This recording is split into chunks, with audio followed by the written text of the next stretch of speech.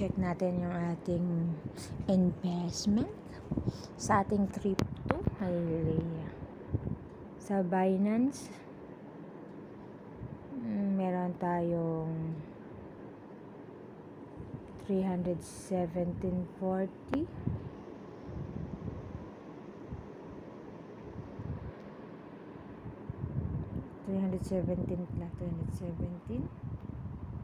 Anong pitsa ngayon? Pitsa ngayon is December 12. Tapos punta tayo sa CoinPH.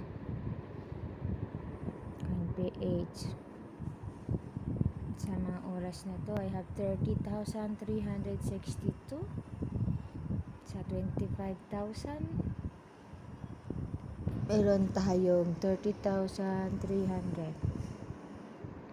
Ang lumaki nito is yung Bitcoin. Lumaki din ito ng BCH, Ethereum, at saka Pipicoin. Meron tayong 30,000. Nag-grow na rin siya ng 5,000. Punta tayo sa PDAX. Ang PDAX natin ngayon ay 33,793.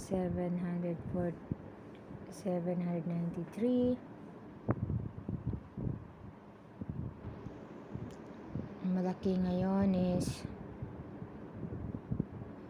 nag-grow na yung AABE, Ethereum 2,000 yan dati. Yung BCH 2,000 yata yung BCH. Yung Bitcoin ko dyan is 5,000. Tapos yung Ethereum ko dyan 5,000. Ang mataas ngayon is yung XRP pa rin kasi nga 3,000 na lang yung na-invest ko niyan, yan 7,000. Kaya ngayon nasa 33,000 po ang ating investment for today. Kaya not bad, nag-grow na rin siya.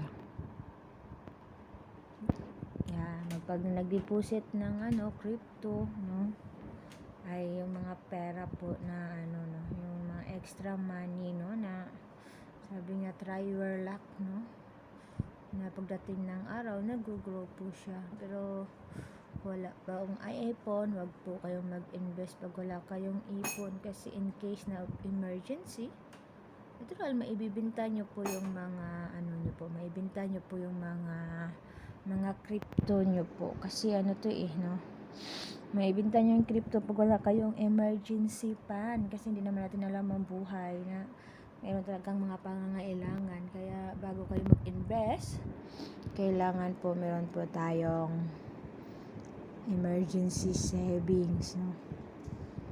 Kaya yun lang po. God bless.